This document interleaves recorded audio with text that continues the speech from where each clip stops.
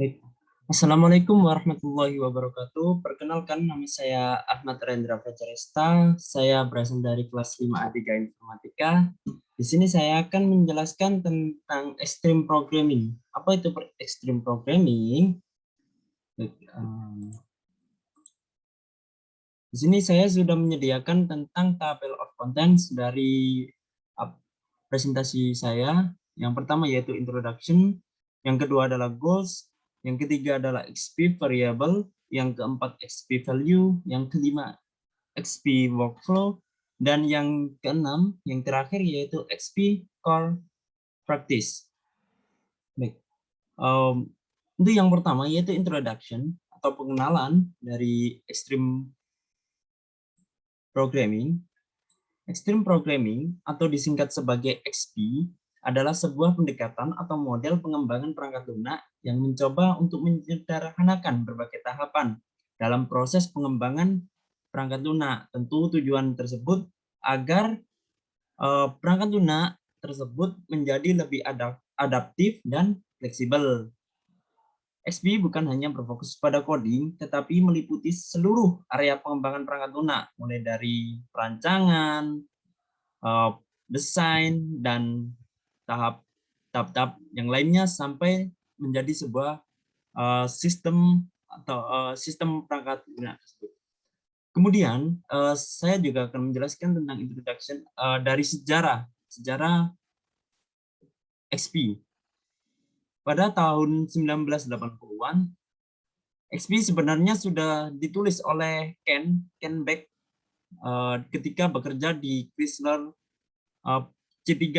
Pada saat dia bekerja di Chrysler, dia merumuskan ide-ide tentang extreme programmer, dan pada tahun 1996, ya tepatnya itu bulan Maret, Ken Beck menjalankan extreme programming saat memimpin proyek C3 dan mulai memperbaiki metodologi pengembangannya. Jadi pada tahun 1980 masih ide-ide kasar, kemudian mulai ditata pada tahun 1996, dan sampai pada akhirnya pada tahun 1999 buku tentang metodologi yang berjudul Extreme Programming Explained diterbitkan, dan pada tahun 2000 Chrysler membatalkan proyek C3 pada Februari tahun 2000 ketika perusahaan diakuisisi oleh Daimler-Benz. Oke, sekilas dari introduction. Kemudian goals dari extreme programming.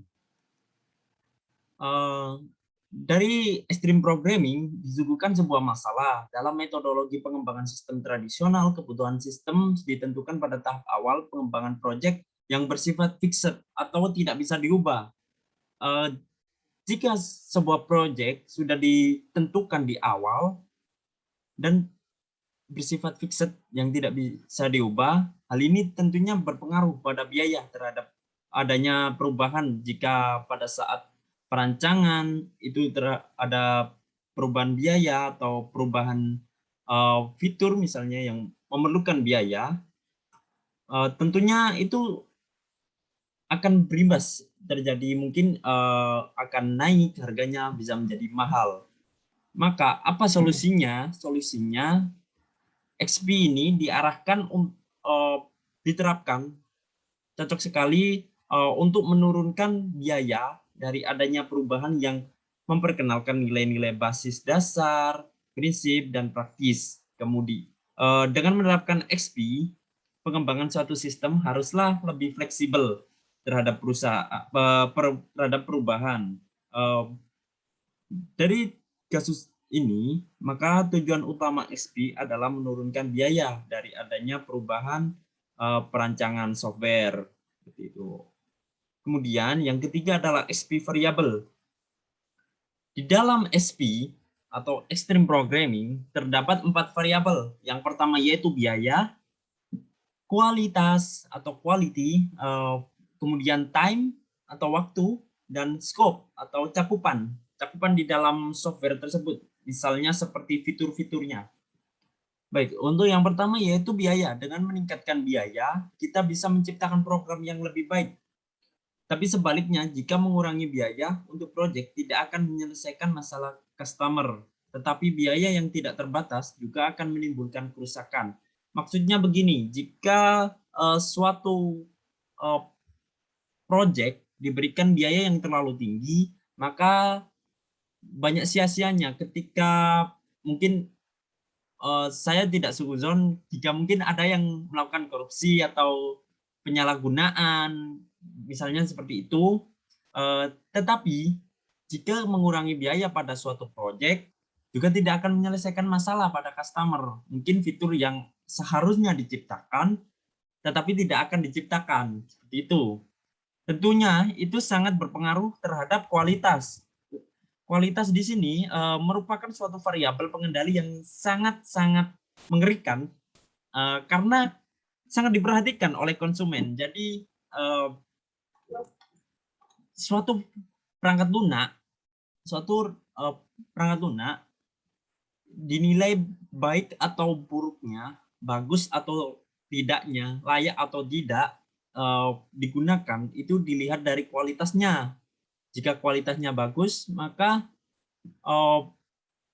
masalah-masalah dari customer atau konsumen dapat terselesaikan, maka itu dikatakan bagus. Seperti itu. Jika menginginkan masalah-masalah dari customer itu terselesaikan dalam suatu perangkat lunak, maka diperlukan waktu dalam pembuatannya. Dengan meningkatkan waktu, maka kita akan mampu menciptakan program yang berkualitas dan dengan fitur-fitur yang lebih banyak. Akan tetapi, waktu yang berlebihan tidak baik karena dapat merusak terhadap diri sendiri. Waktu yang sedikit juga tidak akan baik karena kualitas yang dihasilkan akan jauh dari yang diharapkan. Jika terlalu mengulur waktu dan diberikan waktu yang terlalu lama, maka perangkat lunak ini tidak terselesaikan dengan cepat. Jadi masalah yang dialami oleh customer tidak cepat terselesaikan. Namun jika pekerjaan proyek perangkat lunak ini dikerjakan secara terburu-buru, jika tidak baik, nanti hasilnya juga akan tidak bagus, tidak sesuai dengan harapan customer. Seperti ini proyek misalnya Shopee gitu, dikerjakannya asal-asalan, kan nggak bagus juga karena fiturnya sangat lengkap di situ. Seperti itu. Dalam waktu ini, dalam variabel waktu, tentunya mempengaruhi fitur-fitur. Jika banyak fitur, skop nih saya jelaskan atau skop. Saya jelaskan skop merupakan variabel primer. Jika kita mengurangi skop, maka kita bisa mengurangi biaya dan meningkatkan kualitas. Maksudnya di sini itu meningkatkan kualitasnya. Jadi dengan biaya yang serendah-rendahnya, kita bisa mendapatkan kualitas yang setinggi-tingginya. Tentu juga ada batasannya di sini. Jadi itu. Tentunya dari 4 variabel ini bisa dilaksanakan jika cocok atau benar-benar pas dalam pemberian biaya, pemberian waktu, fitur-fitur yang diinginkan, maka jika dipaskan, maka kualitasnya bagus, dapat menyelesaikan masalah yang customer hadapi dengan tepat. Kemudian yang keempat, yaitu XP value. Di dalam XP memiliki 5 value. Yang pertama yaitu communication, courage, simplicity, feedback, dan quality work. Itu yang pertama yaitu communication. Communication ini berfokus bagaimana cara agar hubungan komunikasi antar anggota tim terjalin dengan baik. Setiap anggota tim harus bisa saling pengertian dan berbagi pengetahuan serta keterampilan mengenai perkembangan perangkat lunak. Jadi jangan sampai ada miskomunikasi antara satu anggota tim dengan anggota tim lainnya atau bahkan tim satu dengan tim lainnya dalam suatu pengerjaan proyek perangkat lunak. Kemudian yang kedua adalah courage. Courage di sini menjelaskan demi tercapainya proyek, pengembangan yang sukses, setiap anggota tim harus selalu memiliki keberanian, keyakinan, serta integritas dalam melakukan tugasnya. Jadi jika ada suatu kendala atau hambatan atau error-error, itu mohon disampaikan dengan percaya diri. Jadi jangan sampai saya nggak berani gitu. Jadi jangan, tetap disampaikan karena itu satu tim. Kemudian simplicity. Simplicity yaitu tim developer harus tetap melakukan semuanya dengan sederhana karena salah satu nilai dasar dari extreme programming adalah mencoba untuk mencari solusi yang paling sederhana dan paling praktis. Jadi di sini extreme programming ini sangat mengedepankan yang namanya kesederhanaan dalam perancangan perangkat lunak. Seperti itu, gunakanlah metode yang mudah, pendek, atau tidak terlalu rumit dalam pembuatan desain, serta hilangkanlah fitur-fitur yang tidak berguna. Gitu. Ini juga termasuk dalam kualitas dalam variabel tadi. Jika terlalu banyak fitur yang dicantumkan, maka kualitasnya juga tidak baik. Itu juga akan berpengaruh terhadap waktu dan biaya. Terlalu banyak waktu yang diperlukan dan terlalu banyak biaya yang dikeluarkan. Kemudian yang keempat dari XP value yaitu adalah feedback. Anggota tim harus selalu mendengarkan pendapat anggota tim lainnya tanpa ada cemoohan terhadap pendapat tersebut. Jadi ini feedback adalah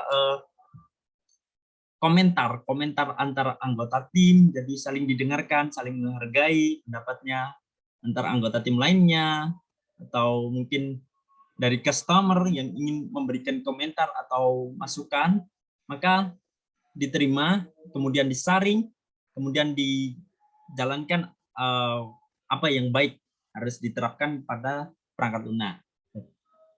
Kemudian yang kelima adalah quality work. Ketika semua nilai di atas tadi yang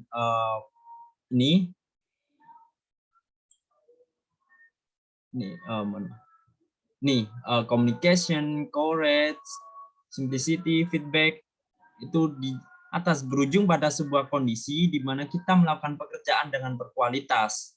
Dengan proses yang berkualitas, maka akan muncul pula implikasi perangkat lunak yang berkualitas sebagai hasil akhir. Maksudnya begini, jika dari 4 value tadi sudah dijalankan dengan baik, dengan benar, seperti komunikasinya sudah berjalan baik, kemudian ada feedback, ada courage, ada keberanian gitu ya. Kemudian ada kesederhanaan dalam pengerjaan karena saling komunikasi untuk mencari suatu penyelesaian yang sesederhana mungkin dan seberkualitas mungkin tentunya. Maka kualitas kerja dari programmer tersebut, maka muncullah perangkat lunak yang berkualitas sebagai hasil akhirnya. Seperti itu. Jika semakin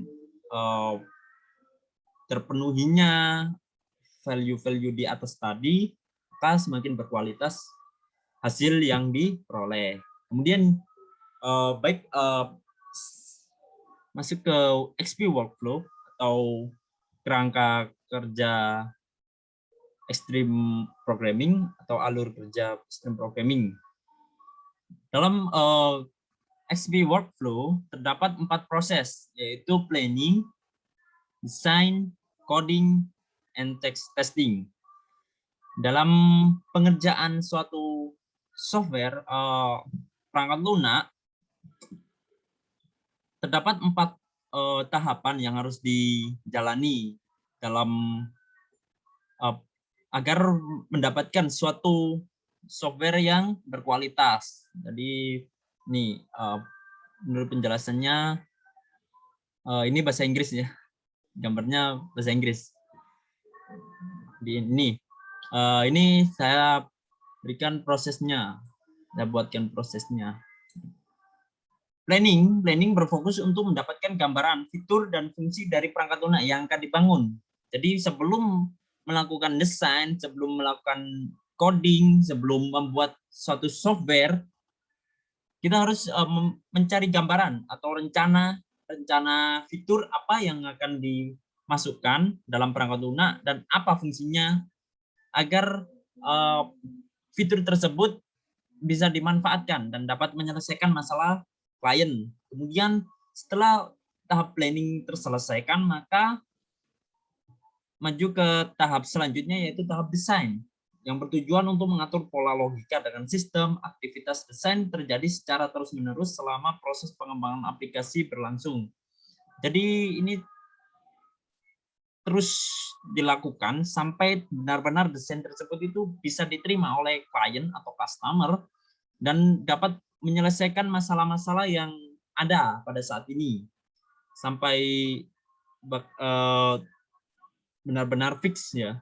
Kemudian ini setelah tahapan desain ini maju ke tahapan coding, yaitu menerapkan konsep pair programming atau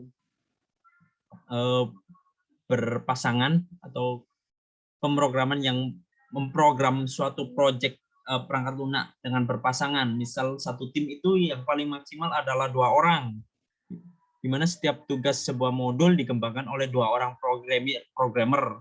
Jadi nggak asalan, misal banyak orang gitu kan semakin tidak bagus. Maksudnya jika dalam suatu pengerjaan dikerjakan banyak orang akan banyak tumpang tindih tugas dan banyak nganggurnya. Tapi jika satu program dikerjakan oleh 1 orang juga nggak baik karena 1 orang memiliki 2 tangan dan 1 kepala gitu. Benar. Kan jadi ambiar gitu. Kemudian next yaitu testing. Setelah semua tahapan dilaksanakan, yaitu mulai dari planning, dari desain, dari coding sampai menjadi sebuah perangkat lunak software. Kemudian ini softwarenya berfungsi atau tidak, bisa menyelesaikan suatu masalah atau tidak, ini maju ke tahap testing. Jadi di sini XP akan terus mengecek dan memperbaiki semua masalah-masalah yang akan terjadi. Walaupun hanya masalah kecil, setiap modul yang sedang dikembangkan akan diuji terlebih dahulu dengan modul unit test yang telah dibuat sebelumnya. Jadi tidak asal-asalan. Agar mungkin ada misunderstanding yang seharusnya ini membuat fitur A dikerjakannya oleh programmernya adalah fitur B, maka itu tidak menyelesaikan masalah klien itu.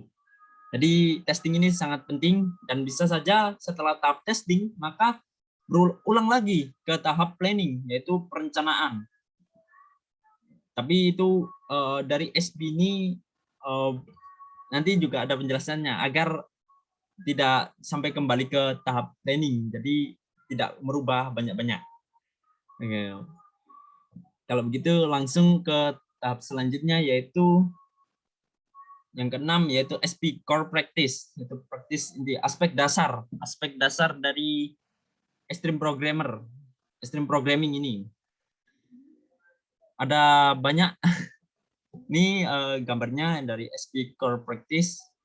Yang pertama yaitu Wall Team, Planning Games, Small Release, Customer Test, Simple Design, Pair Programming, Test-Driven Development, Design Improvement, Continuous Integration, Collective Code Ownership, Coding Standard, Metaphor, dan Sustainable Pace. Oke. Untuk penjelasannya dari Wall Team yaitu seluruh kontributor dalam project yang menggunakan pendekatan XP duduk bersama sebagai suatu tim. Jadi tidak ada yang bawahan atau ada sih, tentunya ada juga batasan seperti itu. Tapi ketika dijalankannya suatu project dengan pendekatan extreme programming, maka yang duduk di situ dia menjadi satu tim. Jadi bisa saling berkomunikasi, saling memberikan pendapat, saling memberikan masukan agar perangkat lunak tersebut bisa dijalankan dengan berkualitas yang sangat baik. Gitu. Tidak ada yang namanya manajer ketika pembuatan aplikasi tersebut. Tentunya ada batasan ketika ketika apa ya? Ketika di luar programming, maksudnya di luar pengerjaan gitu.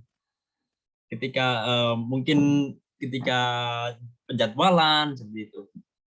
Next yaitu planning games, yaitu perencanaan dalam XP mengemukakan dua pertanyaan kunci dalam pengembangan perangkat lunak. Ini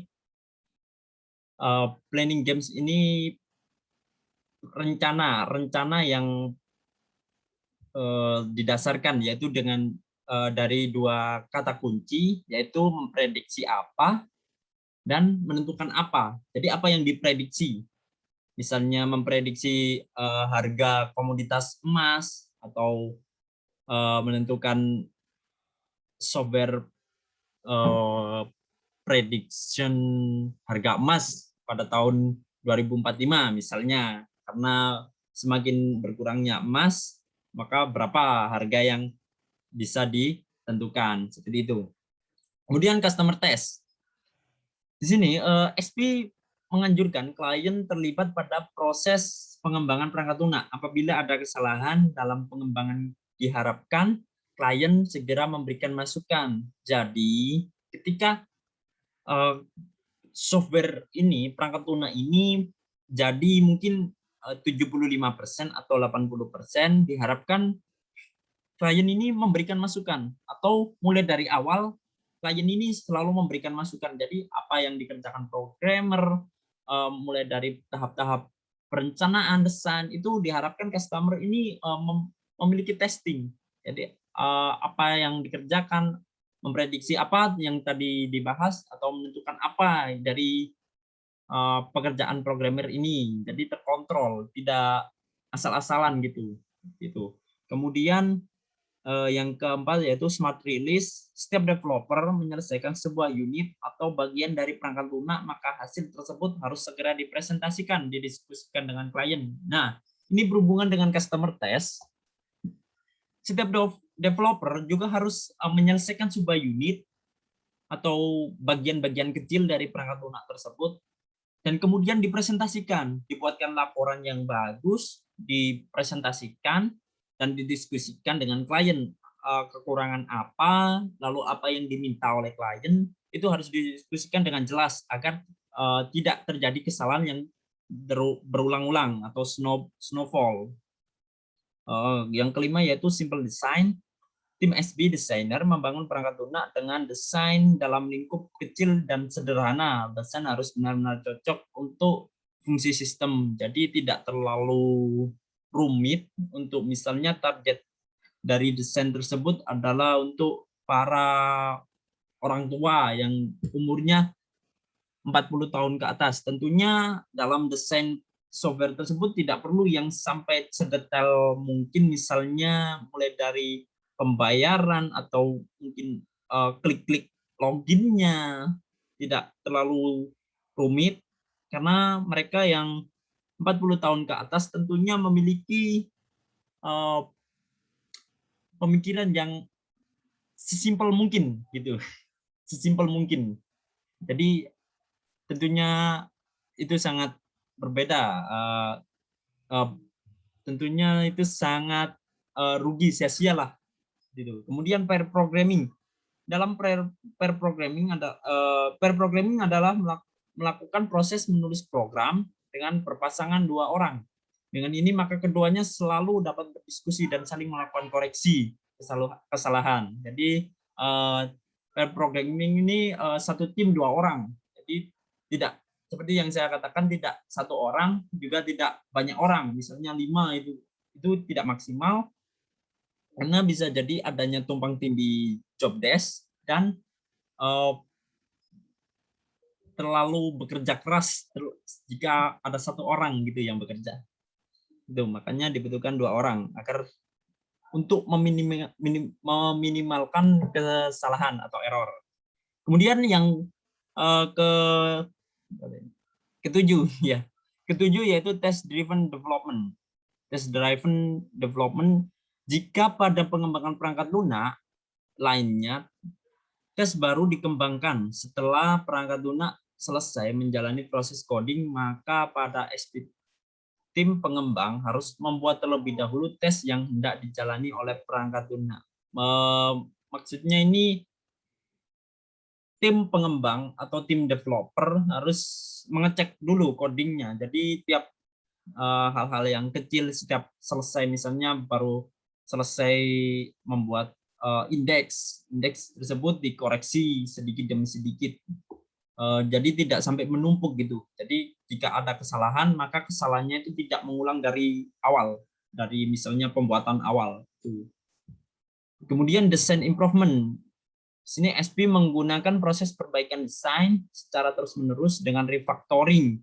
Proses refactoring berfokus pada penghapusan duplikasi dari kode yang telah dibuat, didukung dengan pengujian komprehensif untuk memastikan bahwa desain yang dibuat berkembang dan tidak ada yang rusak. Jadi desain improvement ini, pertama ada desain utama.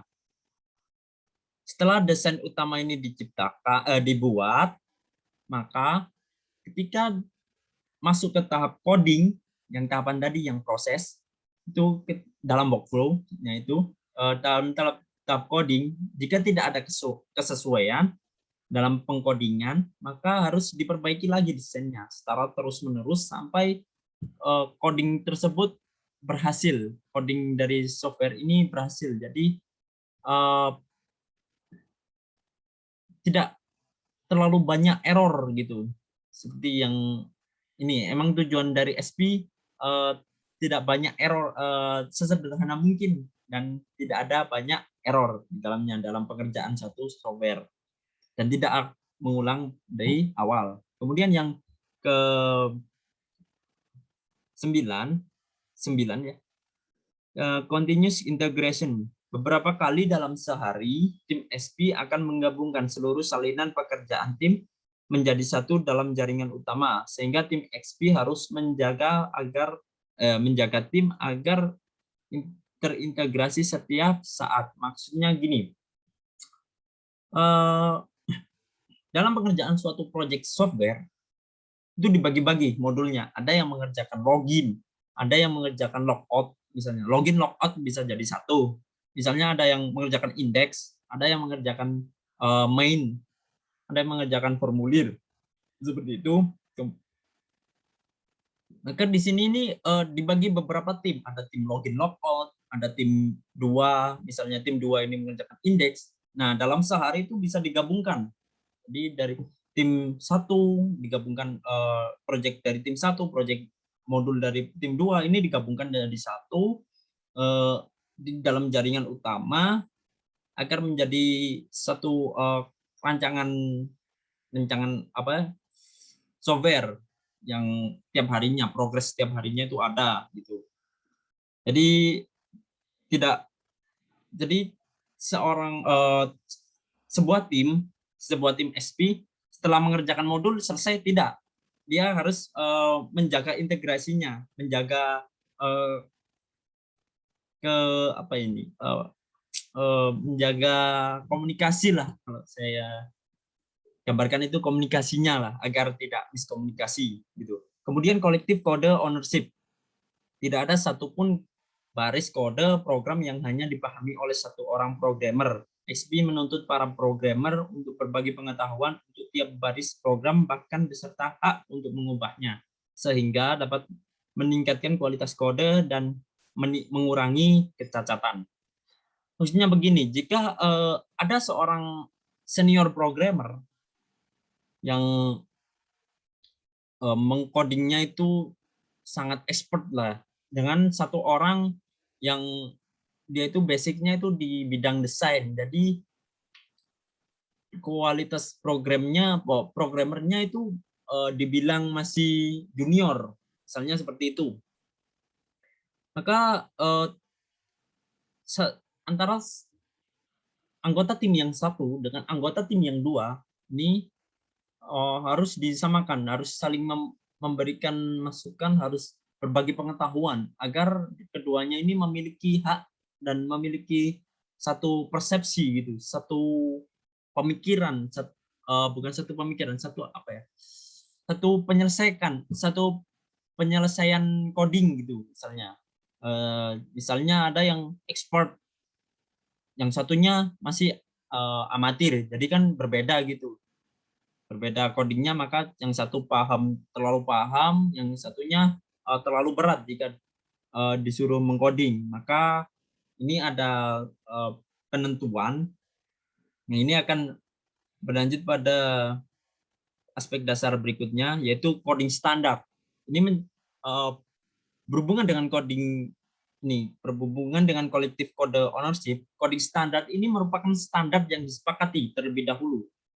Harus pemahaman terhadap program agar menjadi mudah dan bisa dipahami untuk semua programmer dalam satu tim tersebut. Jadi tidak ada yang namanya senior programming atau junior programming, itu tidak ada. Yang ada hanyalah tim pengerjaan modul dari suatu project software tersebut. Jadi bisa yang junior bisa mengerjakan, yang senior juga bisa mengerjakan, atau dua-duanya ini bisa mengerjakan bareng. Ada yang satu bikin desain, yang satunya ini jadi bisa selaras gitu. Ada sinkronisasi atau sinergi gitu. Dengan adanya coding standar yang telah disepakati terlebih dahulu, maka pemahaman terhadap program akan menjadi mudah untuk semua programmer dalam tim. Contoh pada penamaan variabel. Nah, ini jangan sampai berbeda-beda, dan tipe datanya juga jangan sampai berbeda-beda. Nanti yang satunya bingung. Yang satunya ngerjakan variabel X sebagai apa gitu, sebagai X sebagai apa, yang satunya persepsinya adalah ini X ini bukan yang ini, tapi X ini adalah integer gitu, yang seharusnya tipe datanya integer gitu, padahal yang satunya, yang senior itu X adalah X itu ini memiliki tipe data string gitu. Nah, kan beda gitu, yang satunya persepsinya integer, yang satunya persepsinya string, itu beda. Ini biasanya di kasus ID ini. Kemudian metafor. Metafor ini, tim XP akan membuat suatu deskripsi umum bagaimana program yang mereka kembangkan bekerja dengan benar. Diharapkan komunikasi antara klien dan dengan developer akan berlangsung lebih baik dan lancar.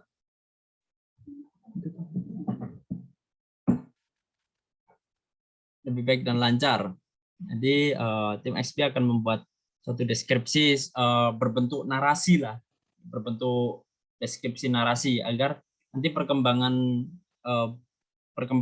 dari ini projectnya gitu tertata gitu, tertata antara klien dengan developer, jadi tidak ada miskomunikasi, biar kualitas dari softwarenya itu baik.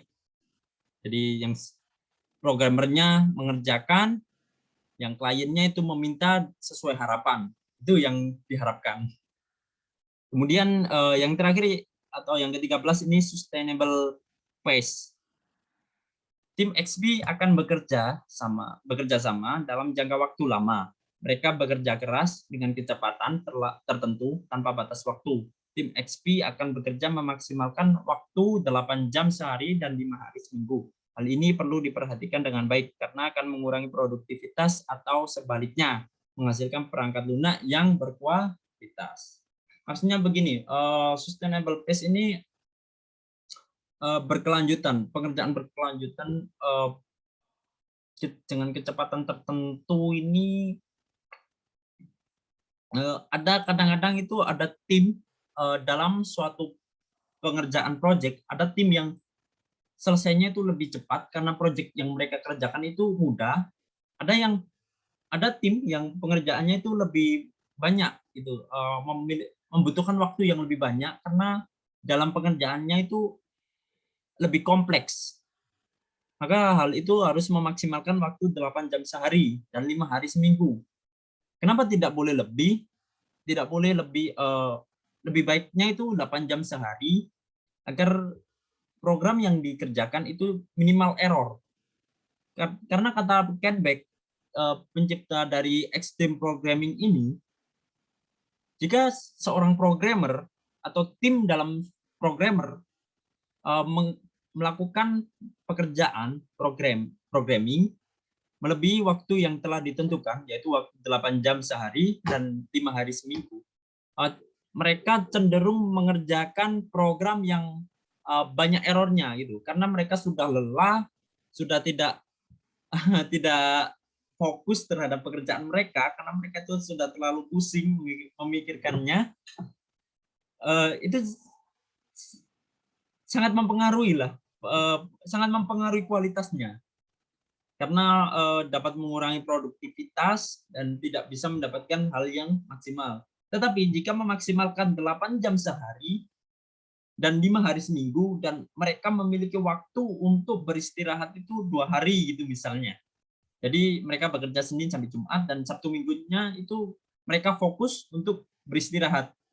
Maka ketika mereka kembali bekerja pada esok harinya, mereka akan cenderung memiliki produktivitas tinggi dan menghasilkan perangkat lunak yang berkualitas. Jadi program mereka itu tidak asal-asalan, tidak banyak errornya gitu, misalkan seperti itu. Nah, maka jangan terlalu memaksakan ketika suatu proyek melakukan pendekatan extreme programming. Sebaiknya tidak terlalu memforsir diri. Programming juga manusia, programmer juga manusia, gitu ya. Baik, itu tadi 13 SP core practice atau aspek dasar extreme programming. Itu mulai dari wall team, planning game, bla bla bla bla, sampai sustainable base. Nah, tentunya semua itu dikerjakan dengan pas ya, harus benar-benar cocok, tidak terlalu berlebihan, tidak terlalu kekurangan sehingga tidak bisa menyelesaikan masalah gitu. Jadi dalam extreme programming ini tujuannya adalah menurunkan biaya. Tadi menurunkan biaya, kemudian yang pertama itu menurunkan biaya, kemudian menciptakan software dengan sesederhana mungkin, jadi tidak terlalu neko-neko lah, tidak terlalu yang rumit-rumit seperti itu. Baik, itu tadi penjelasan saya seputar extreme programming. Extreme programming ini dari rekayasa perangkat lunak. Terima kasih dan saya mohon maaf bila ada kekurangan dalam presentasi tersebut. Saya Ahmad Rendra Fajaresta, NIM 1910802002227, mengucapkan terima kasih dan mohon maaf sebesar-besarnya. Wassalamualaikum warahmatullahi wabarakatuh. Thank you.